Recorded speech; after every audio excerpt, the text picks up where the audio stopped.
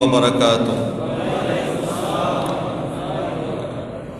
अऊज़ु बिल्लाहि मिनश शैतानिर रजीम। बिस्मिल्लाहिर रहमानिर रहीम। अल्हम्दुलिल्लाहि रब्बिल आलमीन, खालिक़िस समावाति वल अर्दीन, वस्सलातु वस्सलामु अला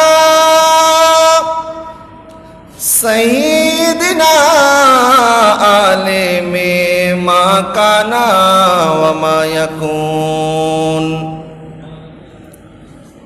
व अला आलिहि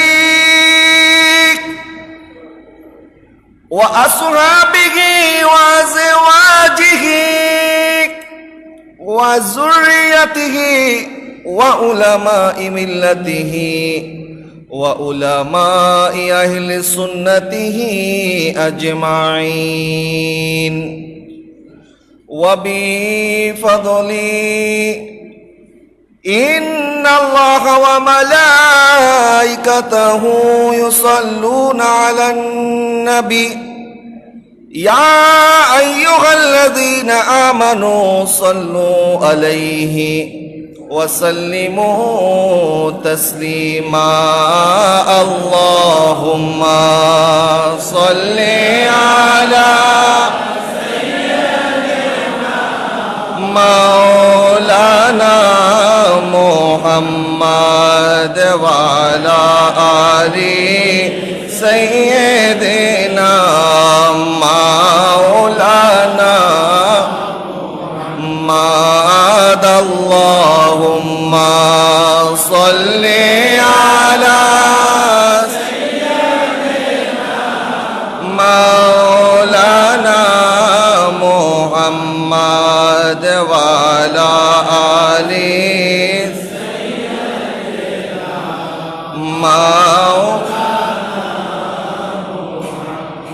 तू जिंदा है वल्लाह,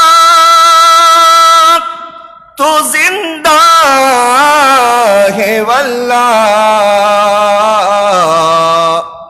या रसूल अल्लाह मेरे चश्मे आलम से चुप जाने वाले, अल्लाहुम्मा सल्ली अला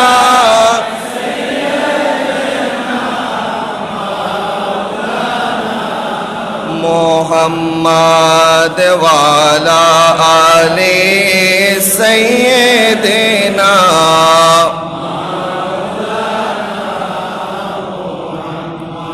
ওই নামের মহিমা বড়, ওই নাম সবে জপন করো, ওই নামের উসিলা ধরো। সল্লু আলা মুহাম্মাদ। আল্লাহুম্মা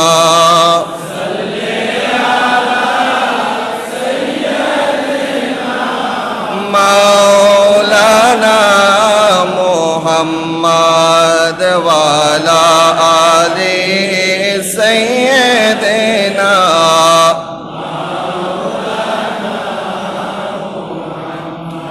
अऊज़ु बिल्लाहि मिनश शैतानिर रजीम। बिस्मिल्लाहिर रहमानिर रहीम। إن أول بيت وضع للناس للذي ببكة مباركا وهدى للعالمين. صدق الله المولانا العظيم وصدق رسوله النبي الكريم ونحن على ذلك من الشاهدين। الحمد لله رب العالمين।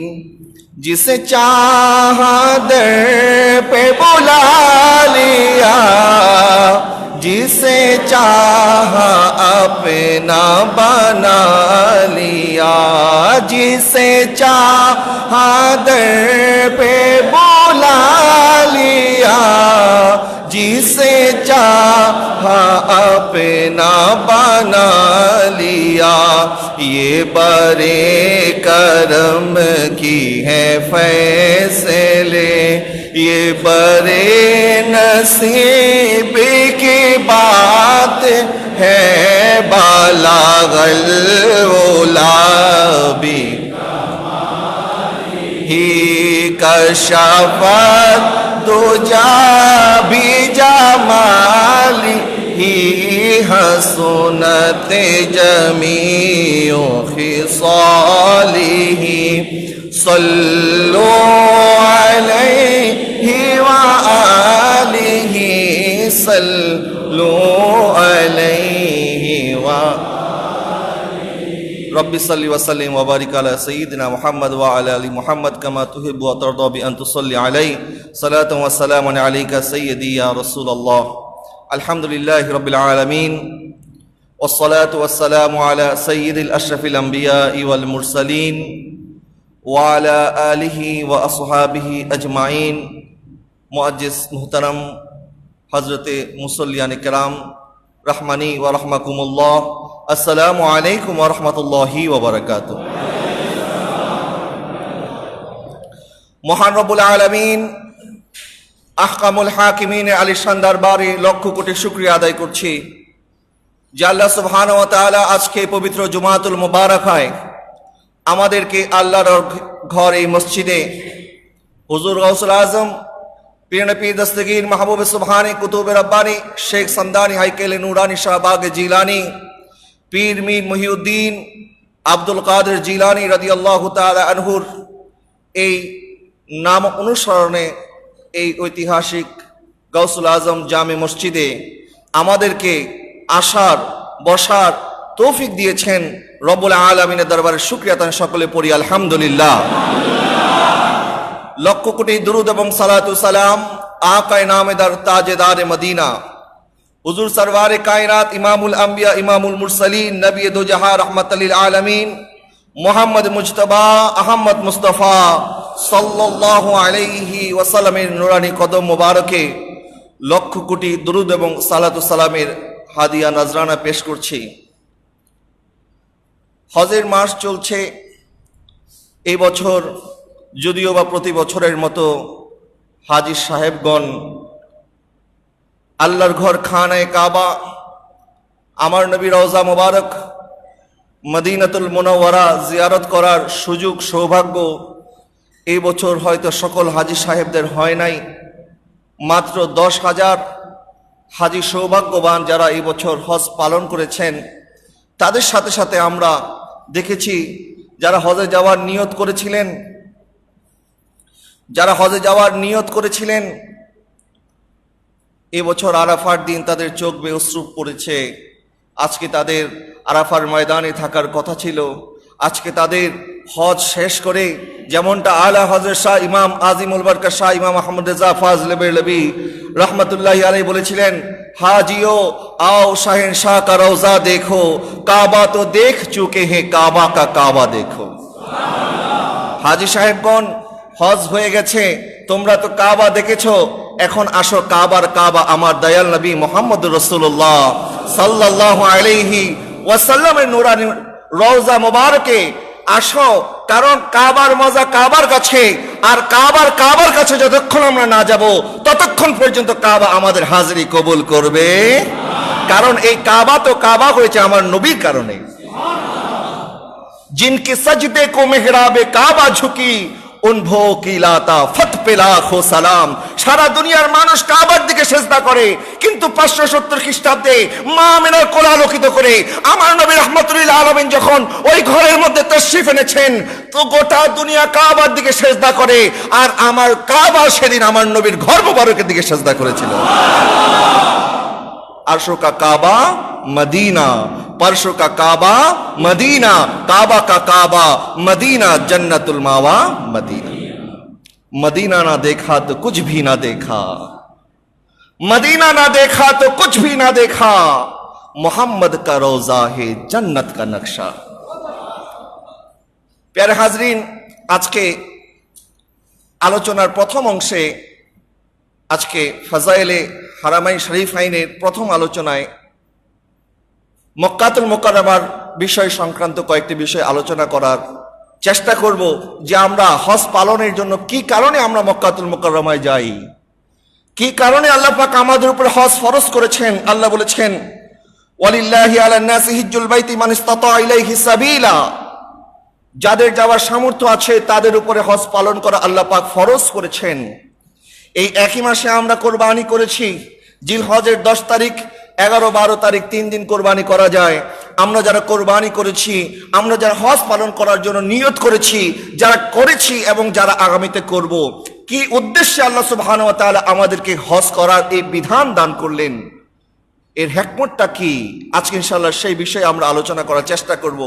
প্রথম নাম্বার উদ্দেশ্য হচ্ছে হজ করার একমাত্র প্রথমতম উদ্দেশ্য হচ্ছে আল্লাহ সুবহানাহু ওয়া তাআলার নৈকট্য অর্জন করা, আল্লাহ সুবহানাহু ওয়া তাআলাকে রাজি করা, খুশি করা, আল্লাহ সুবহানাহু ওয়া তাআলাকে সন্তুষ্ট করা। যে ব্যক্তি হজে যায়, আমার নবী বলেছেন, যে ব্যক্তি হজ করলো, হজ্জে মাবরুর যাকে বলা হয়, যার হজ কবুল হয়েছে, আল্লাহ তাকে এমন ভাবে ক্ষমা করে দেন যেন সে তার মার গর্ভ থেকে আজকে মাত্র জন্মগ্রহণ করেছে। একটা নবজাতক সন্তানের জীবনে যেমন কোনো গুনাহ থাকে না, ঠিক একইভাবে যার হজ আল্লাহর দরবারে কবুল হয়ে গেছে, ওই বান্দাকে আল্লাহ এমন ভাবে ক্ষমা করে দেন যে তার জীবনে কোনো গুনাহই সে করে নাই। সুবহানাল্লাহ। আল্লাহ বলছেন, ইন্না আউওয়ালা বাইতিন উদিয়া লিন-নাস লাল্লাযী বিবাক্কাতা মুবারাকান।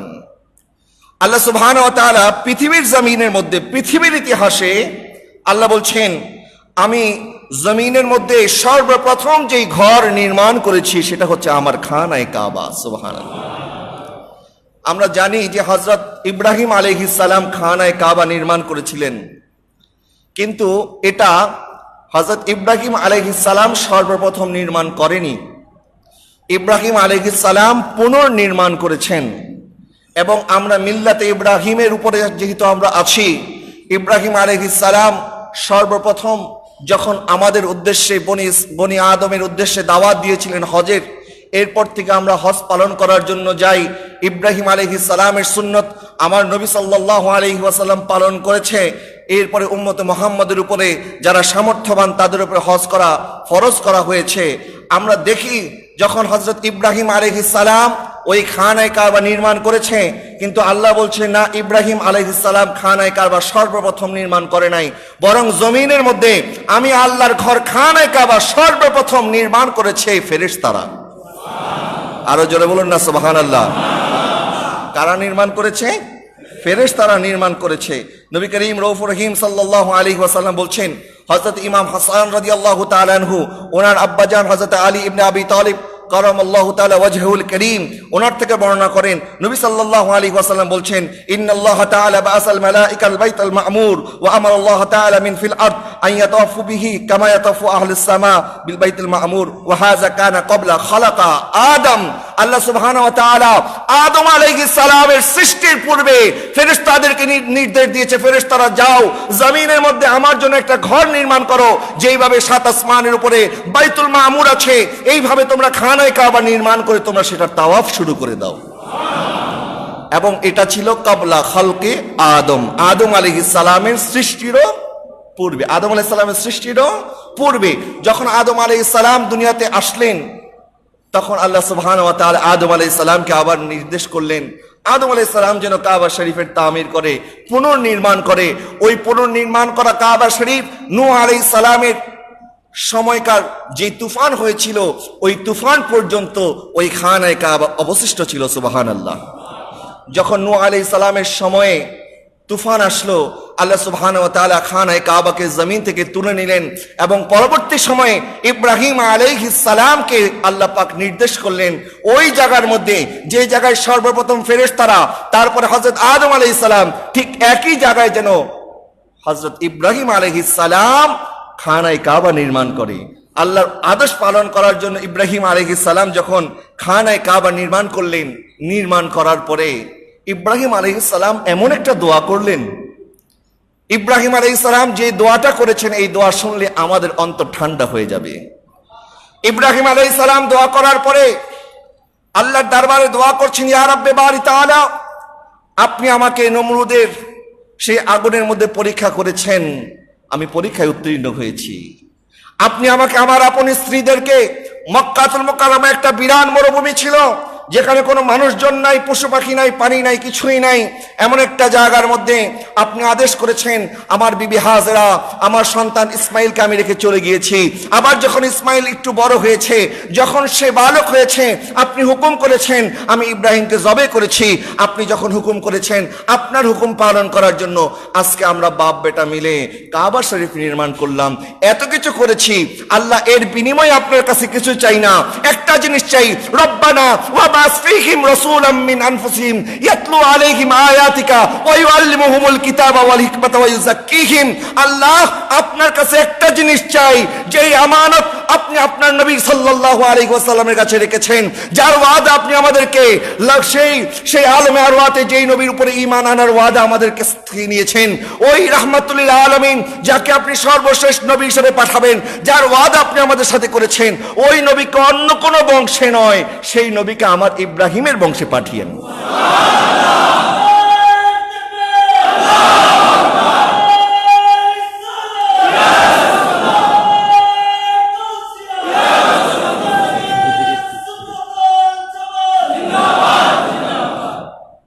হযরত ইব্রাহিম আলাইহিস সালাম বলছেন, রব্বানা ওয়াবাস ফীহিম রাসূলাম মিনহুম ইয়াতলু আলাইহিম আয়াতিকা ওয়া ইউআল্লিমুহুমুল কিতাবা ওয়াল হিকমাতা ওয়া ইউযাক্কিহিম।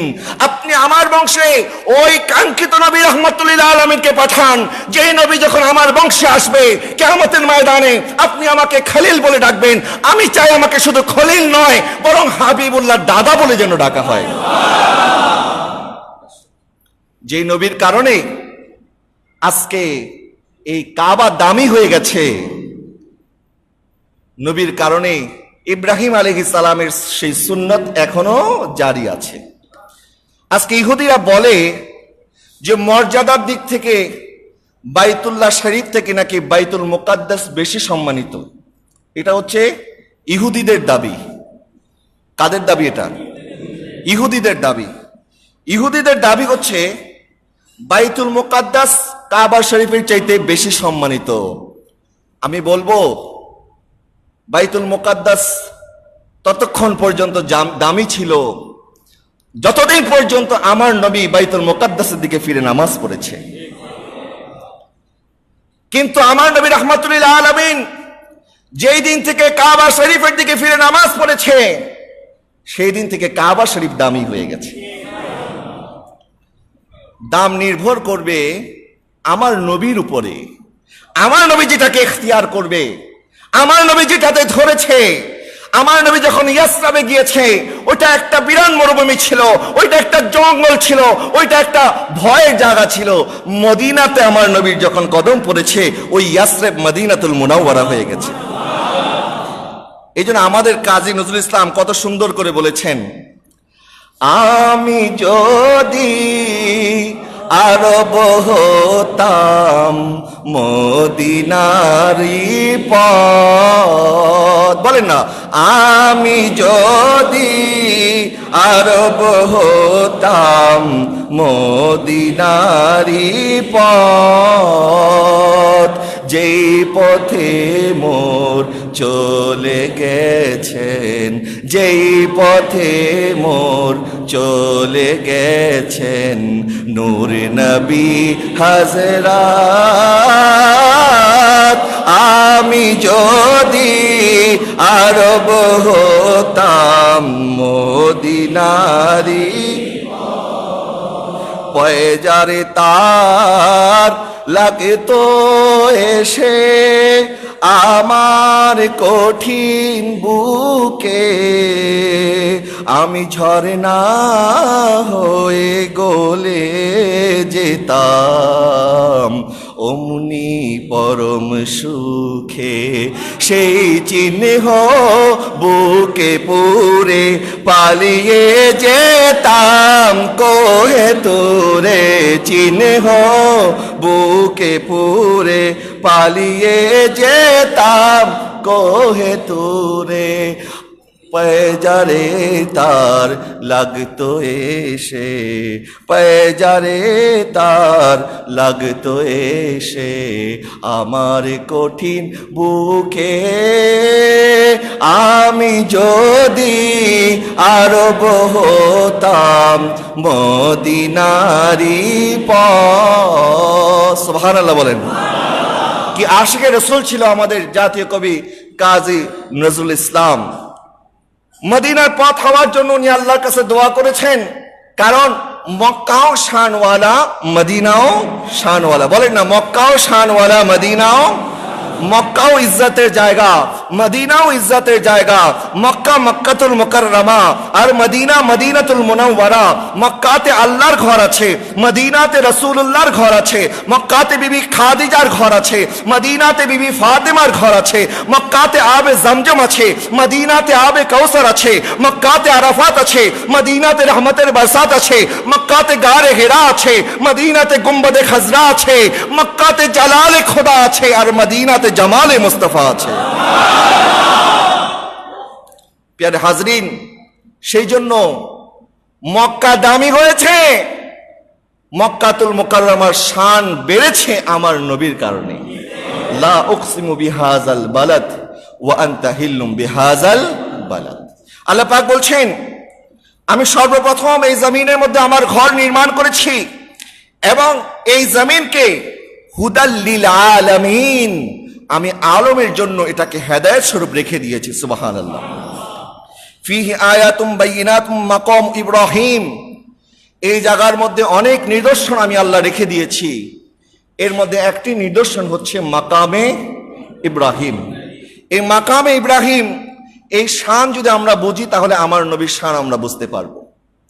আজকে আমাদের দেশে অনেকে আছেন যারা কথা বলার সময় নবীর শান নাকি কোরআন হাদিসে কোথাও খুঁজে পায় না। নাউজুবিল্লাহ। এই মসজিদের খতিব, মুফতি আজম, এই মসজিদের প্রতিষ্ঠাতা শাইখুল মাশায়েখ আল্লামা হাফেজ এম এ জলিল রহমাতুল্লাহি আলাইহি, উনি ওনার প্রত্যেকটা বক্তব্যে, প্রত্যেকটা লিখনীতে, প্রত্যেকটা জায়গায় যেখানে যেখানে কথা বলতেন সেখানে আমার নবীর শান ও মান বর্ণনা করতেন। উনি যখন বলতেন মনে হয় কোরআন শরীফটা পুরাই আমার নবীর শানে ভরপুর। মনে রাখবেন, একই জায়গা থেকে মধু আহরণ করে, হ্যাঁ, আবার ওই মধু আরেকটা যখন আহরণ করে সেটা তিতা হয়ে যায়। একই জায়গা থেকে আহরণ করা হয়। তাহলে বোঝা গেল আল্লাহ সুবহানাহু ওয়া তাআলা প্রত্যেকের মুখ থেকে আমার নবীর শান এবং আজমতের কথা বের করবে না। কারণ নবী যেমন বাছাইকৃত, আমার নবীকে যেভাবে আল্লাহ 1,24,000 নবী রাসূল থেকে বাছাই করে নিয়েছেন, উম্মতের মধ্যে সবাই আমার নবীর শান বলতে পারবে না। যারা আমার নবীর কদমে কোরবান হয়েছে তারাই কেবল বলতে পারবে। প্রিয় হাজরিন, আমরা দেখেছি আল্লামা হাফেজ এম এ জলিল রহমাতুল্লাহি আলাইহি যখন বাতিলরা ঢাকার মধ্যে হুঙ্কার ছাড়তো, বাতিলরা ঢাকার মধ্যে কোরআন এবং সুন্নাহ অপব্যাখ্যা করত, এই ঢাকার মধ্যে একমাত্র ব্যক্তি ছিল আল্লামা হাফেজ এম এ জলিল রহমাতুল্লাহি আলাইহি।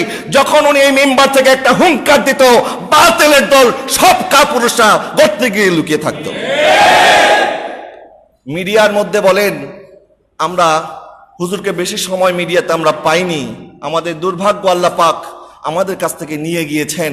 কিন্তু মিডিয়াতে যখন উনি কথা বলতেন, চ্যানেল আয়ের মধ্যে সত্যের সন্ধানের প্রোগ্রাম যখন হতো, বা সারা সপ্তাহব্যাপী বাতিলরা 20 থেকে 22টা চ্যানেলের মধ্যে যেই সমস্ত বক্তব্য দিত, আল্লামা হাফেজ এম এ জলিল রহমাতুল্লাহি আলাইহি, আল্লামা নুরুল ইসলাম ফারুকী রহমাতুল্লাহি আলাইহি সহ আরো যারা ছিলেন হুজুরের ছাত্র যারা ছিলেন, তারা 22টা চ্যানেলের মোকাবেলার মধ্যে চ্যানেল আয়ের মধ্যে 1 ঘন্টা যা জবাব দিত, 22টা চ্যানেলের জবাব সেখানে হয়ে যেত। আপনি কোন দিক দিয়ে তাকাবেন? হুজুর গাউসুল আজমের ফয়ুজাত, হুজুর গাউসুল আজমের নিগাহ, হুজুর গাউসুল আজমের তাওয়াজ্জু আমার হুজুর আল্লামা হাফেজ এম এ জলিল রহমাতুল্লাহি আলাইহির উপরে এমন ভাবে ছিল, তিনি যেখানে কলম ধরেছেন ওই জায়গার মধ্যে দ্বিতীয় কোনো ব্যক্তির সামর্থ্য নাই ওখানে কলম চালাবে। আপনি নিজের জীবনকে সুন্দর করতে চান, নিজের জীবনকে নবীর আদর্শে আদর্শবান করতে চান, আপনাকে বেশি দূর যেতে হবে না, আপনি হুজুরের লিখিত নূর নবী বইটা পড়েন, আপনার জীবন পাল্টে যাবে। নবীর চরিত্রকে উনি এমন ভাবে সুন্দর করে তুলে ধরেছেন, আপনি যখন পড়বেন মন থেকে, আমার মনে হয় এই নূর নবীকেও যদি মন থেকে কয়েকবার তেলাওয়াত করে, তারপরে যদি আল্লাহর কাছে দরবারে ফরিয়াদ করে, আল্লাহ তোমার হাবিবের এই সুমহান আদর্শের কথা আমরা পড়েছি, তোমার এই হাবিবের উসিলায় আজকে আমাদেরকে সেই নবীর দিদার দেখিয়ে দাও, আমার মনে হয় হুজুর আল্লামা ইমাম জলিল রাহমাতুল্লাহি আলাইহি আমাদেরকে এমন বড় নিয়ামত দিয়ে গেছে, এই কিতাব পাঠ করে কেউ যদি নফল নামাজ পড়ে আল্লাহর কাছে দোয়া করে, আমার নবী তাকে দেখা দিবে। আপনি যদি কবরের জীবন নিয়ে চিন্তা করতে চান, দুনিয়ার কথা তো আসলোই, কবরের জীবনে আপনি কিভাবে কাটাবেন, আপনি কবরের জন্য কি করে প্রস্তুতি নেবেন, হুজুরের বই লেখা আছে, হায়াত মৌত কবর হাসর। আপনি কোন দিকে তাকাবেন? বাতিলরা যখন ফ্রি মাগনা বই দিচ্ছে এবং মানুষের আকীদাকে বিনষ্ট করছে, মানুষের ঈমানকে ক্রয় করে নিচ্ছে, বেহেশতি যাওয়ার সহ বিভিন্ন কিতাবের মধ্যে হুজুর কলম ধরলেন, ইসলাহে বেহেশতি যাওয়ার লিখে ওই বেহেশতি যাওয়ারের কুফরি আকীদাগুলি আমাদের মধ্যে তুলে ধরেছেন। কি করে নাই? সর্বশেষ হুজুরের জীবনে যে মহান কাজ উনি শুরু করেছিলেন, আজকে যদি ওনার মতো 10টা আলেম আমাদের থাকতো, এই বাংলাদেশে বাতিলরা মাথা তুলে দাঁড়াতে পারতো না। আমাদের দুর্ভাগ্য, আমরা আল্লামা হাফেজ এম.এ জলিল রহমতুল্লাহি আলাইহিকে অল্প সময়ে আমরা হারিয়ে ফেলেছি। তাফসিরুল কোরআন, জলিলুল বয়ান ফি তাফসিরুল কোরআনের মধ্যে মাত্র 2 পারা উনি যা আলোচনা করেছে, আমার যতটুকু পড়ার সৌভাগ্য আমার হয়েছে, আমি দেখেছি এই জায়গার মধ্যে 2 পারার মধ্যে গোটা কোরআনের খোলাসা উনি নিয়ে এসেছেন। আজকে আমাদের যুব সেনার ভাইরা, হুজুরের শুভাকাঙ্ক্ষী যারা, আপনজন যারা, গাউসুল আজম মসজিদের কমিটিতে যারা আছেন, সকলে মিলে আজকে হুজুরের এই কিতাবকে আমাদের সামনে তুলে ধরার যে চেষ্টা তারা করেছেন, আল্লাহ সুবহানাহু ওয়া তাআলা তাদের এই খেদমতকে দুনিয়া এবং আখিরাতে কামিয়াবির জরিয়া হিসেবে কবুল করে, সকলে বলি আমিন। প্যারা হাজরিন, আজকে জালালউদ্দিন সুয়ুতী রহমতুল্লাহি আলাইহিকে আমরা চিনতাম না যদি উনি কিতাব রচনা না করতেন। আজকে বড় বড় আলেম ওলামা যারা আমাদের থেকে বিদায় হয়ে গেছেন, তাদের জিকিরও বিদায় হয়ে গেছে, কিন্তু তাদের জিকির এখনো জারি আছে, যারা কিতাব রচনা করে উম্মতের ঈমানের খোরাক যারা দিতে পেরেছেন, আল্লামা হাফেজ এম.এ জলিল রাহমাতুল্লাহি আলাইহি তাদের মধ্যে একজন। এই জমিন থেকে হুজুরের কিতাব যতদিন থাকবে ততদিন পর্যন্ত হুজুরের নাম কেউ মিটাতে পারবে না ইনশাআল্লাহ। প্যারে হাজরিন, সেই জন্য আমি আপনাদের কাছে দাওয়াত দিচ্ছি, আগামী শুক্রবার 14ই আগস্ট জুমার দিন, আগামী জুমায় ইনশাআল্লাহ হুজুরের এই কিতাব পাবলিশ হবে। আপনারা দোয়া করবেন, যারা এই কিতাব রচনার মধ্যে সহযোগিতা করেছেন, যারা এই কিতাব প্রেসে প্রুফ রাইটিংয়ে যেভাবে কম্পোজ করে লিখনিতে সংগ্রহ করতে গিয়ে হুজুরের পরিবারের সদস্য যারা আছেন, যুব সেনার ভাইয়েরা যারা আছেন, মসজিদ কমিটির যারা আছেন, গাউসিয়া কমিটির ভাইয়েরা যারা আছেন, যারা হুজুরের শুভাকাঙ্ক্ষী, যারা এই কিতাব আমাদের সামনে আনার জন্য যারা ব্যবস্থা করেছেন, আপনার মন খুলে তাদের জন্য দোয়া করবেন। কারণ এই কিতাব যখন আমরা পড়ব, একটা বাতিলের সামনে যখন আপনি কিতাব ধরবেন, আমার মনে হয় কোনো বাতিলের পক্ষে সম্ভব নয় এই জায়গা থেকে একটা জিনিস তারা ভুল বের করতে পারবে। ইনশাআল্লাহ পারবে না, ইনশাআল্লাহ পারবে না। কারণ আমাদের সাথে হুজুর গাউসুল আজম তো আছে, আমাদের সাথে আমার নবী সাল্লাল্লাহু আলাইহি ওয়াসাল্লামের ফুয়ুজাত আছে। প্রিয় হাজরিন, বলছিলাম যে কথা, আল্লাহ সুবহানাহু ওয়া তাআলা বলছেন, এই কাবা শরীফের চতুর্দিকে আমি আমার কিছু নিদর্শন রেখেছি। এর একটি নিদর্শন হচ্ছে মাকামে ইব্রাহিম। যে মাকামে ইব্রাহিমকে সামনে নিয়ে 2 রাকাত নামাজ যতক্ষণ আমরা আদায় করব না, ততক্ষণ পর্যন্ত আল্লাহ আমাদের তাওয়াফ কবুল করবে না। আল্লাহ বলেছে তাওয়াফ করো, তাওয়াফ করলেন আপনি আল্লাহর নামে, তাওয়াফ করা শেষ হয়ে গেছে, আল্লাহ বলবে আমার খলিল যে জায়গায় কদম রেখেছে, যে জায়গার মধ্যে আমার খলিলের কদম পড়েছে, ওই জায়গার সামনে নিয়ে তোমরা 2 রাকাত নামাজ আদায় করো। 2 রাকাত নামাজ যতক্ষণ আদায় করবে না, ততক্ষণ পর্যন্ত তোমাদের তাওয়াফ আমি আল্লাহ কবুল করব। আরেকটি জায়গা আছে কাবা শরীফের সাথে লাগানো, আরেকটি পাথর, হাজারে আসওয়াদ। যে হাজরে আসওয়াদ হযরত ওমর ইবনে খাত্তাব রাদিয়াল্লাহু তাআলা আনহু বলছে, হাজরে আসওয়াদ, আমি তোমাকে চুমা খেতাম না যদি আমি না দেখতাম আমার নবী তোমাকে চুমু খেয়েছে। তাহলে হাজরে আসওয়াদ দামি এই জন্য হয় নাই, এই হাজরে আসওয়াদ জান্নাত থেকে এসেছে, এই হাজরে আসওয়াদ আদম আলাইহিস সালাম নিয়ে এসেছে, এই হাজরে আসওয়াদ সৃষ্টির শুরু থেকে আজ পর্যন্ত কাবা শরীফের সাথে লাগানো আছে। না না না, হযরত ওমর ইবনে খাত্তাব বলে, হাজরে আসওয়াদ তুমি দামি হয়েছো আমার নবীর ঠোঁট মুবারক এখানে লাগার কারণে। আর জোরে বলুন না সুবহানাল্লাহ।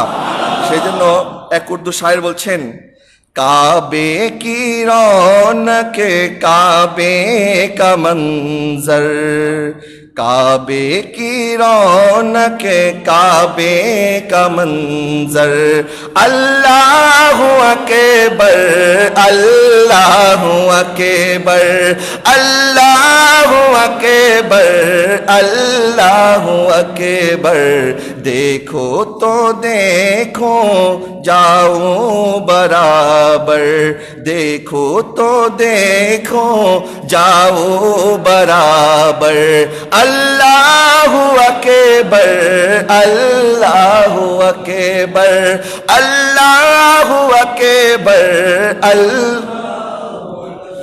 बेजाहे जन्नत से तुझको खुदा ने चूमा है, तुझको मेरे मुस्तफा ने भेजे हैं जन्नत से तुझको खुदा ने चूमा है, तुझको मेरे मुस्तफा ने, ए हज़रे असवद तेरा मुकद्दर, ए हज़रे असवद तेरा मुकद्दर, अल्लाह अकबर अल्लाह अकबर अल्लाह अकबर। হাজরে আসওয়াদ এটা জান্নাত থেকে এসেছে, এটার জন্য দামি হয় নাই, বরং হাজরে আসওয়াদে আমার নবী চুমা খেয়েছেন এই জন্য দামি হয়েছে। ইসলাম তো এসেছে পাথর পূজা বন্ধ করার জন্য, ইসলাম তো এসেছে পাথরকে মিটিয়ে দেওয়ার জন্য, কিন্তু আল্লাহ সুবহানাহু ওয়া তাআলা এখনো দুইটা পাথর কাবা শরীফের সাথে লাগানো আছে, আরেকটা পাথর মাকাম ইব্রাহিম কাবা শরীফের সামনে দেওয়া আছে। আল্লাহ বলছে ইসলাম আমি পাঠিয়েছি পাথরকে দ্বিখণ্ডিত করার জন্য, কিন্তু ওই পাথর নয় যেই পাথরে আমার নবীর ঠোঁট মোবারক লেগেছে, যেই পাথরের মধ্যে হাবিবুল্লাহর কদম পড়েছে, যেই পাথরের মধ্যে খালিলুল্লাহর কদম পড়েছে, ওই পাথর ভেঙে ফেলার জন্য নয়, বরং আমি আল্লাহ এটাকে তাজিম করার জন্য রেখে দিয়েছি। প্রিয় হাজরিন, আল্লাহ সুবহানাহু ওয়া তাআলা কাবা শরীফের আশেপাশে এমন কিছু নিদর্শন এখনো রেখে দিয়েছেন। আল্লাহ বলছেন হুদাল লিল আলামিন, এই নিদর্শনগুলি কিয়ামত পর্যন্ত মানুষের হেদায়েতের পথ দেখাবে। কি করে হেদায়েতের পথ দেখাবে?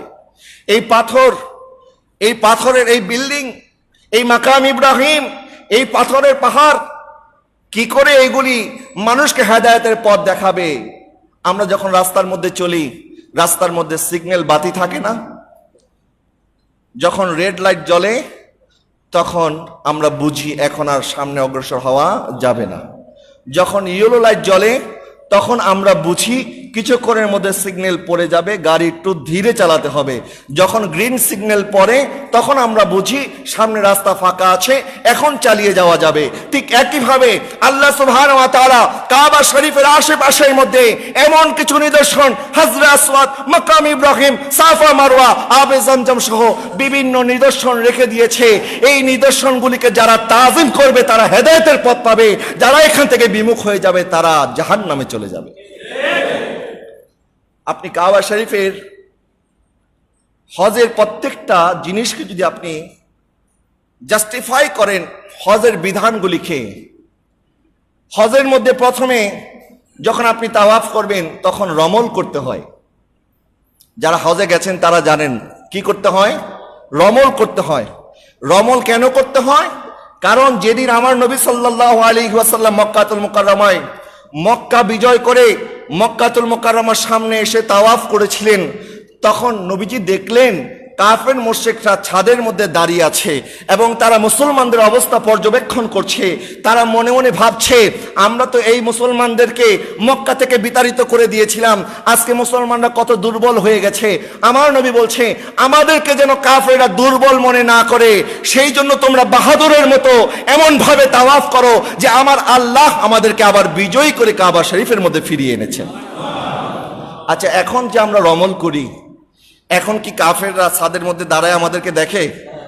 এখন তো দেখে না। তো এখন কেন রমল করতে হয়? আমার আল্লাহ এটা বুঝিয়ে দিলেন, যদিও এখন কাফেররা দেখে না, কিন্তু আমার নবীর সুন্নত তো জিন্দা রাখতে হবে, আমার নবীর সুন্নত তো আদা করতে হবে, আমার নবীর সুন্নত তো ছেড়ে দেওয়া যাবে না। যখন আমরা রমল করি তখন আমার নবীর সেই সুন্নত আমাদেরকে আল্লাহ স্মরণ করিয়ে দেয়। সুবহানাল্লাহ। এরপরে মাকামে ইব্রাহিমের কথা তো বললামই, এরপরে আসেন সাফা মারওয়ার কথা। যে সাফা মারওয়া হযরত হাজরা আলাইহিস সালাম সাই করেছিলেন। ইন্না সাফা ওয়াল মারওয়াতা মিন শাআইরিল্লাহ। আল্লাহ সুবহানাহু ওয়া তাআলা দুইটা পাহাড়কে নিজের নিদর্শন বলেছেন। কেন নিদর্শন বলেছেন?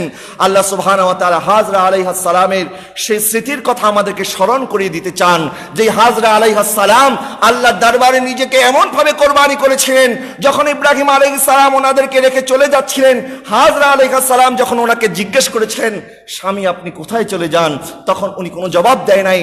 তিনবার প্রশ্ন করার পরে যখন কোনো জবাব পাচ্ছে না, তখন হাজরা আলাইহিস সালাম বলছে, স্বামী এটা কি আল্লাহ আপনাকে হুকুম করেছে? এই মরুভূমির মধ্যে তো কেউ কাউকে রেখে যায় না, এখানে তো মানুষ তো দূরের কথা, এখানে কোনো পশু পাখি নাই, এখানে কোনো গাছ নাই, এখানে কোনো পানি নাই, আমাদের কাছে কোনো টাকা পয়সাও নাই যেখানে কোনো কিছু ক্রয় করব, এখানে কিছুই বলতে কিছুই নাই, আমাদেরকে কোথায় রেখে চলে যাচ্ছেন? হযরত হাজরা আলাইহিস সালামের জবাব যখন ইব্রাহিম আলাইহিস সালাম দিচ্ছিল না, তখন উনি লাশ প্রশ্ন করলেন, হে খলিলুল্লাহ এটা কি আল্লাহ আপনাকে হুকুম করেছে? তখন খলিলুল্লাহর জবাব ছিল এতটুকু, হ্যাঁ আল্লাহ আমাকে হুকুম করেছে। তখন হাজরা আলাইহিস সালাম বলছে, স্বামী আপনি চলে যান, যে আল্লাহ আপনাকে হুকুম করেছে ওই আল্লাহ আমাদেরকে বাঁচার ব্যবস্থা করে দিবেন। হযরত হাজরা আলাইহিস সালামের ওই কথা আল্লাহ এতটা কবুল করে নিয়েছে। আমার আল্লাহ বলে, হাজরা তুমি আমার আল্লাহর উপর যেভাবে তাওয়াক্কুল করেছো, আমি তোমার স্মরণ কেমন ভাবে জারি রাখবো? তুমি যে জায়গায় দৌড়াদৌড়ি করেছো, এখানে আমার হাবিবুল্লাহ দৌড়াদৌড়ি করবে, হাবিবুল্লাহর উম্মতরাও দৌড়াদৌড়ি করবে। পীর ওলি গাউস কুতুব যারা কিয়ামত পর্যন্ত আসতে থাকবে, তোমার জিকিরকে জারি রাখার জন্য এই জমিন দিয়ে যত পীর ওলি গাউস কুতুব আসবে, নবীর উম্মত যত আসবে, কিয়ামত পর্যন্ত সবাই এখানে দৌড়াদৌড়ি করতে থাকবে। যারা বলেন না সুবহানাল্লাহ। হজের প্রত্যেকটা কাজ আমাদেরকে স্মৃতিগুলিকে স্মরণ করিয়ে দেয়। আল্লাহর কাছে যদি আমরা কোরবান হতে পারি, আল্লাহ কি করে আমাদেরকে সম্মানিত করে। এই হজের প্রত্যেকটা বিধান আমাদেরকে আল্লাহ সুবহানাহু ওয়া তাআলা এই জন্য এইভাবে দিয়েছে। এবার আসে হজের কি মাকসাদ, আমরা হজ কেন আদায় করি? আল্লাহ সুবহানাহু ওয়া তাআলা মহল্লাবাসীর সমস্ত মানুষের ইস্তেমার জন্য একটা ব্যবস্থা করলেন, সেটা হচ্ছে নামাজের জামাতের ব্যবস্থা করেছেন। একটা মহল্লার নেতা হবে ওই মসজিদের ইমাম, ওই মসজিদের ইমাম হবে নেতা, মুসল্লিরা হবে মুক্তাদি। আল্লাহ সুবহানাহু ওয়া তাআলা শহরের মধ্যে মুসলমানদের ইস্তেমার জন্য, মুসলমানদের সম্মেলনের জন্য একটা জামাতের ব্যবস্থা করলেন, 5 ওয়াক্ত নামাজের। আল্লাহ সুবহানাহু ওয়া তাআলা শহরের জন্য আরেকটা জামাতের ব্যবস্থা করলেন, সেটা হচ্ছে জুমা। এই জুমার মধ্যে মুসল্লিরা এখানে আসবে, এখান থেকে আগামী 1 সপ্তাহের কর্মসূচি তারা গ্রহণ করে নেবে। আল্লাহ সুবহানাহু ওয়া তাআলা আরো 2টা ইস্তেমার ব্যবস্থা করলেন, একটা হচ্ছে ঈদ উল ফিতর, আরেকটা হচ্ছে ঈদ উল আজহা, যেখান থেকে 2 বছর গোটা 1 বছরের কর্মসূচি মুসলমানরা গ্রহণ করবে। আরেকটা আল্লাহ সুবহানাহু ওয়া তাআলা ইস্তেমার ব্যবস্থা করলেন, যেটা আলমী ইস্তেমা, আন্তর্জাতিক সম্মেলন, যেই সম্মেলন থেকে গোটা বিশ্বের নির্যাতিত নিপীড়িত মুসলমানের পক্ষে যেই জায়গা থেকে হুঙ্কার দেওয়া হবে, সেটা হবে আরাফার ময়দান, ওইটা হবে মুসলমানদের আন্তর্জাতিক ইস্তেমা। সেই জন্য আল্লাহ পাক আমাদেরকে হজ দিয়েছেন। কিন্তু দুঃখজনক বিষয় হচ্ছে 1400 বছর ইতিহাসে বর্তমানে মুসলমানরা যে নির্যাতন, নিপীড়ন, অবহেলা, অবজ্ঞার শিকার হয়েছে, 1400 বছর ইতিহাসে মুসলমানরা কখনো এতটা অপদস্থ হয় নাই। বর্তমানে আমরা মুসলমানরা যেভাবে অপদস্থ হচ্ছি, আজকে বার্মার মধ্যে মুসলমানদের রক্ত ঝরছে, আজকে চীনের মধ্যে মুসলমানদের রক্ত ঝরছে, আজকে কাশ্মীরে এই যে সামান্য কয়েকদিন লকডাউন আমাদের দেশে ছিল করোনা মহামারীর কারণে, আমাদের শ্বাস মনে হয় বন্ধ হয়ে যাচ্ছে। মানুষজন চার দেয়ালের মধ্যে থাকতে পারছে না, ঘরের মধ্যে আর বসে থাকতে পারছে না। মানুষজন রাস্তায় নেমে এসেছে, বলে আমরা আর লকডাউন টকডাউন মানি না, মরলে রাস্তায় মরবো, কোনো আপত্তি নাই, কিন্তু তারপরে ঘরের মধ্যে বন্দি থাকতে পারবো না। আমরা সামান্য কয়েকদিন মাত্র ঘরে বন্দি থাকতে পারি নাই, কিন্তু আমার কাশ্মীরের মুসলমানরা আজ 1 বছর হয়ে যায় তাদেরকে ঘরের মধ্যে বন্দি করে রাখা হয়েছে। কিন্তু আজকে যে আরাফার ময়দান থেকে সেই কাশ্মীরের মুসলমানদের পক্ষে, সেই মায়ানমারের মজলুম মুসলমানের পক্ষে, সেই চীনের মজলুম মুসলমানদের পক্ষ থেকে যে আরাফার ময়দান থেকে হুঙ্কার আসার কথা ছিল, কিন্তু দুঃখজনক বিষয় হচ্ছে যখন থেকে এই সৌদি গভর্নমেন্ট, সৌদি আরব জাজরিয়াতুল আরবের নাম পরিবর্তন করে ইহুদি নাসারার দালালি করার জন্য, এই সৌদের বংশধররা যেদিন থেকে ক্ষমতায় এসেছে সেদিন থেকে মুসলমানদের মধ্যে বিভেদ সৃষ্টি হয়েছে, মুসলমানদের মধ্যে কাদা ছোড়াছুড়ি সৃষ্টি হয়েছে, এবং সেদিন থেকে ইহুদি নাসারারা মুসলমানদেরকে নির্যাতন করার সুযোগ পেয়েছে। কথা বলেন ঠিক না বাটে? আল্লাহ বলেছেন, লা ইয়াত্তাখিযুল মুমিনুনাল কাফিরিনা আউলিয়া মিন দুনিল মুমিনিন, তোমরা কাফের মুশরিকদের সাথে বন্ধুত্ব স্থাপন করিও না, তোমরা কাফের মুশরিকদেরকে বন্ধু বানায়ও না। কারণ কাফের মুশরিকরা তারা পরস্পরের বন্ধু। কাফেররা কোনোদিন মুসলমানের ভালো চাবে না, ইহুদি নাসারারা কোনোদিন মুসলমানের ভালো চাবে না। কিন্তু আমরা যদি ইতিহাসের দিকে তাকাই, ওই ইংরেজরা যখন হামফ্রে নামক একজন ব্রিটিশ গোয়েন্দাকে যখন জাজরিয়াতুল আরবের মধ্যে পাঠিয়েছিল, তখন আব্দুল ওয়াহাব নজদি এবং আলে সৌদ, ওই সৌদ যখন তার কাছে নথি স্বীকার করেছে এবং ক্ষমতার জন্য মুসলমান সালতানাত, ওসমানী সালতানাতের বিরুদ্ধে তারা তলোয়ার ধরেছে, সেদিন থেকে মুসলমানদের রক্তপাত শুরু হয়ে গেছে। এবং তাদের কারণে আজকে মুসলমানরা, আমাদের কাছে সবকিছু আছে, কিন্তু একটা জিনিস আমরা হারিয়ে ফেলেছি, সেটা হচ্ছে আমাদের ঈমান। আজকে সামান্য টাকার বিনিময়ে ইমামদেরকে খরিদ করা হচ্ছে। আজকে সেই মোহাম্মদ বিন সালমান, সে নিজে স্বীকার করেছে, আমরা ইহুদি নাসারাদের পক্ষ থেকে টাকা খেয়ে সারা পৃথিবীর মধ্যে ওয়াহাবিবাদের বীজ বপন করেছি। এটা আমাদের মুখের কথা নয়, এটা মোহাম্মদ বিন সালমান, সে টাইমস অফ নিউ ইয়র্ক, যে আন্তর্জাতিক পত্রিকা আছে, টাইমস ম্যাগাজিনের মধ্যে সেই সাক্ষাৎকারে সে বলেছে, এই কাজ আমরা ইহুদি নাসারাদের প্ররোচনায় করেছি। জোরে বলুন নাউজুবিল্লাহ। তাহলে কি তারা মুসলমানদের সাথে ধোঁকাবাজি করেছে কিনা বলেন? মুসলমানদেরকে তারা আজকে ইহুদি নাসারাদের কাছে বিক্রি করে দিয়েছে। আমরা দেখেছি যখন আয়া সুফিয়া, ঠিক 86 বছর পরে আয়া সুফিয়া যখন আজকে ওই জাদুঘর থেকে মসজিদে রূপান্তরিত হয়েছে, ওই সৌদির কাঠমোল্লারা তখনও খুশি হতে পারে নাই। কি কারণ? কারণ হচ্ছে তুর্কি সরকার সুফিবাদে বিশ্বাসী। আয়া সুফিয়াতে যিনি ওই দিন নামাজের ইমামতি করেছেন, এক সৌদি আহলে হাদিস, সে টুইট বার্তার মধ্যে বলেছে যে এই ইমামের পিছনে নাকি মুসল্লিদের নামাজ হয় নাই। নাউজুবিল্লাহ বলেন। কেন নামাজ হয় নাই? কারণ তিনি হানাফি মাযহাবের মুকাল্লিদ, তিনি তাসাউফে বিশ্বাসী, তিনি তরিকতে বিশ্বাসী, এবং সবচেয়ে বড় ব্যাপার হচ্ছে তাদের শরীরের মধ্যে গাত্রদাহ শুরু হয়ে গেছে যখন আযান এবং ইকামতের শুরুতে আমার নবীর সালাম পড়া হয়েছে। আল্লামা ইমাম জলিল রহমাতুল্লাহি আলাইহি বলতেন, শয়তানের গায়ের মধ্যে আগুন জ্বলে আযান দিলে, আর আহলে হাদিস, আহলে খাবিস, ওয়াহাবি নজদিদের গায়ের মধ্যে আগুন জ্বলে যায় নবীর সালাতু সালাম শুনে। আপনি যদি ওয়াহাবি নির্বাচন করতে চান, কে ওয়াহাবি, আপনি বেশি টেস্ট করা লাগবে না, শুধু নবীর সালাতু সালামটা পড়বেন, দেখবেন তাদের মুখ কালো হয়ে গেছে। কিন্তু নবীর আশিক যারা, যারা নবীর ভক্ত, যারা নবীর গোলাম, যারা নবীর শান শুনলে তাদের চেহারা আরো মনে চিকচিক করে। প্যারে হাজরিন, যাই হোক, আমি বলছিলাম আল্লাহ পাক হজ দান করেছিলেন আমাদের জন্য একটা আন্তর্জাতিক সম্মেলন, যে সম্মেলন থেকে মুসলমানরা আজকে ইহুদি নাসারা এবং জালেমদের বিরুদ্ধে ঐক্যবদ্ধভাবে ঝাঁপিয়ে পড়ার, যেখান থেকে হুঙ্কার আসবে, যেখান থেকে ঘোষণা আসবে। কিন্তু দুঃখজনক বিষয়, আমাদের হাজী সাহেবরা সেখান থেকে জমজমের পানি আর খেজুর ছাড়া কিছুই নিয়ে আসে না।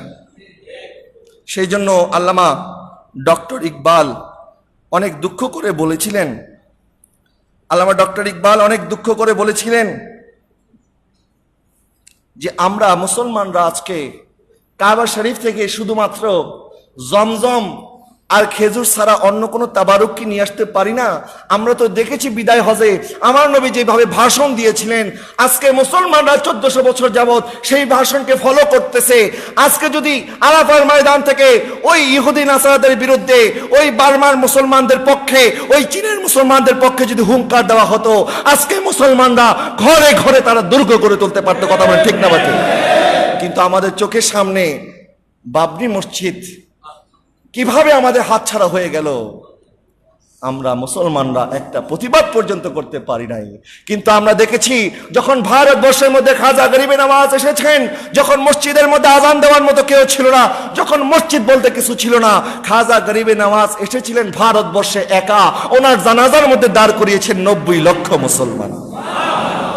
কথা বলেন ঠিক না বা ঠিক? কিন্তু আজকে ভারত উপমহাদেশের মধ্যে কমপক্ষে হলো 50 কোটি মুসলমান আমরা। যেদিন মুসলমান বলতে কেউ ছিল না, সেদিন আল্লাহর ঘর আল্লাহ রক্ষা করেছে। কিন্তু আজকে এই 50 লক্ষ মুসলমান থাকার পরেও আমরা একটা মসজিদ রক্ষা করতে পারি নাই। আজকে 550 বছর যেই জায়গার মধ্যে নামাজ হয়েছে, আজকে সেই জায়গায় নাপাক পা পড়তেছে, তারা পূজা করতেছে, তারা আর্চনা করতেছে। আল্লাহ সুবহানাহু ওয়া তাআলা সবচাইতে বড় দুশমন, যেই ভূত, যে মূর্তি, সেই পূজা আর্চনা সেখানে চলছে, আমাদের অন্তরের মধ্যে রক্তক্ষরণ হচ্ছে। কিন্তু আমাদেরকে জিহাদের জন্য ডাক দেওয়ার জন্য একটা খাজা গরিবে নওয়াজের মতো ইমানদার মুসলমান এখন আমরা কেন পেলাম না? আজকে বোঝা গেল 200 কোটি মুসলমান তো আমরা আছি ঠিক, খাজা গরিবে নওয়াজের মতো একজন ইমানদার আমরা নাই। প্রিয় হাজরিন, আমরা দেখেছি কি করে স্পেনে যখন আমাদের মুসলমানরা শাসন করেছে, সেই স্পেনের কার্দোবা মসজিদ, মসজিদ আল কুরতুবি, যেই মসজিদের প্রশস্ততা হচ্ছে 10,10,400 স্কয়ার ফিট। সুবহানাল্লাহ বলেন না? এত বিশাল আকৃতির মসজিদ।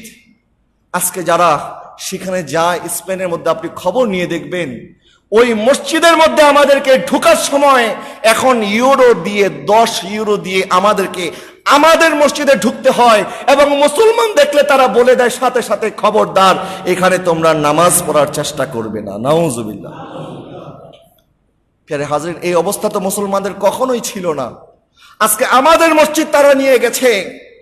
আজকে বাবরি মসজিদ, যে জায়গায় 550 বছর মুসলমানরা নামাজ আদায় করেছে, তারা কি যুক্তি দিচ্ছে যে এখানে আমাদের ভগবানের জন্ম, সেই জন্য এখানে আমরা মূর্তি পূজা করব, এখানে আমরা মন্দির বানাবো। আচ্ছা, ভগবানের বিলে আবার জন্ম আছে? নাউজুবিল্লাহ বলেন না? কেমন তাদের ভগবান? ভগবানের আবার বিলে জন্ম। আচ্ছা, অনেক মানুষের প্লেনের মধ্যে বাচ্চা হয়ে যায়, এমন কেউ বলবে আমার বাচ্চা প্লেনের মধ্যে হয়েছে, এই প্লেনের মালিক আমি? অনেকের বাচ্চা ট্রেনের মধ্যে হয়ে যায়, আবার অনেকের বাচ্চা তো এখন সব সময় আমরা দেখি হসপিটালের মধ্যে হয়। এখন যদি বলে এই হসপিটালে আমার জন্ম হয়েছে, এই হসপিটালের মালিক আমি, তাহলে মানুষ কি তারা শুধু পাগল বলবে নাকি ইন্টারন্যাশনাল পাগল বলবে? তারা ইন্টারন্যাশনাল পাগল, তাদের ভগবান আবার ভগবানের জন্ম। কিন্তু ওই ভারতের সুপ্রিম কোর্ট রায়ের মধ্যে বলেছে এইখানে মন্দির ছিল, এই ধরনের কোনো প্রমাণ আমাদের কাছে নাই। সেখানে মুসলমানদের মসজিদ ছিল 550 বছর। যারা এই দুইটা ঘটনা, তুরস্কের যেই মসজিদে আয়া সোফিয়া এবং বাবরি মসজিদকে যারা এক করে দেখতে চায়, তাদের জানা উচিত মুসলমানরা কখনো তাদের মসজিদ বিক্রি করে না।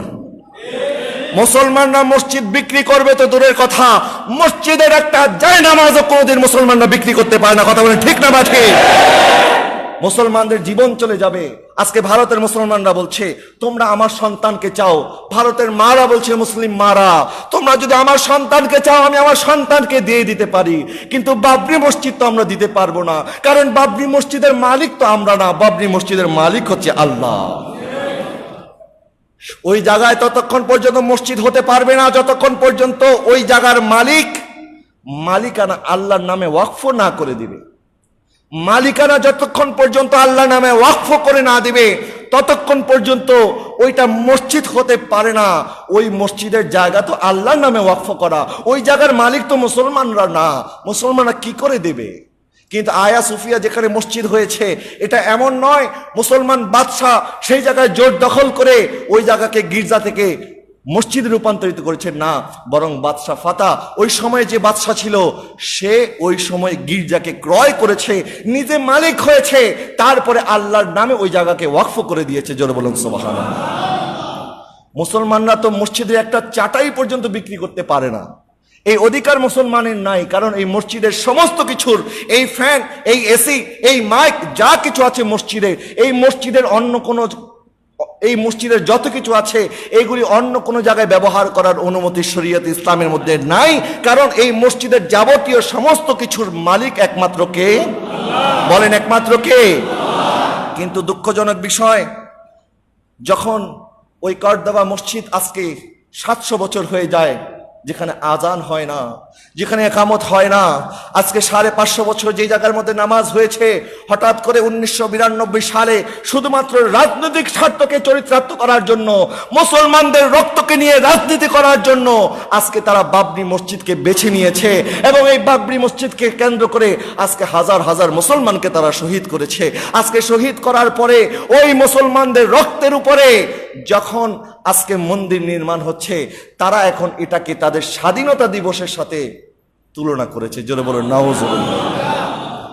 আজকে যারা ধর্ম নিরপেক্ষতার কথা বলেন, ধর্ম নিরপেক্ষতা, ধর্মীয় অনুশাসন, ধর্মীয় বিষয় মুসলমান হিসেবে আমাদের দাবি দেওয়া নাইলে রেখেই দিলাম, বাদই দিলাম, কিন্তু আপনি যদি ইনসাফের কথা বলেন, কোন মসজিদের উপরে কে মন্দির হতে পারে? কোন মসজিদের উপরে মন্দির হতে পারে না। আজকে আমাদের দেশের মধ্যে ধর্ম নিরপেক্ষতার কথা যারা বলেন, তাদের মুখে আজকে কেন কুলু পেটে গেছে? কারণ আল্লাহ যে আয়াত আমাদেরকে বলেছেন, নিশ্চয়ই কাফের মুশরিকরা তারা একে অপরের বন্ধু, তারা মুসলমানের কখনো বন্ধু হতে পারে? সেই জন্য প্যারে হাজরিন, আজকে যে জায়গায় আরাফার ময়দানে মুসলমান একত্রিত হয়, যেখান থেকে মুসলমানদের ঈমান, আব্রু, ইজ্জত, সম্মানকে হেফাজত করার জন্য হুঙ্কার আসার কথা ছিল, দুঃখজনক বিষয় হচ্ছে যখন থেকে এই সৌদি সরকার ক্ষমতায় এসেছে, সেদিন থেকে মুসলমানরা নখ দন্তহীন একটা বাঘে পরিণত হয়েছে। মুসলমান আছে ঠিক, কিন্তু তাদের মধ্যে ঈমানের সেই জজবা নাই। যখন তুর্কি সালতানাত ছিল, পৃথিবীর এক প্রান্ত যখন মুসলমানদের উপর আক্রমণ হতো, তখন ওই তুর্কি সালতানাত সেটার প্রতিবাদ করত। হযরত সালাউদ্দিন আইয়ুবী রহমাতুল্লাহি আলাইহির কথা মনে পড়ে যায়, যে সালাউদ্দিন আইয়ুবী এমন আশিকে রাসূল ছিল, একবার ওনার সৈন্যদলকে এক জায়গার মধ্যে কিছু মানুষ একাকী পেয়ে ওই স্পেনের বিধর্মীরা, নাইটসরা, মুসলমান কিছু মুসাফিরকে আটক করেছে।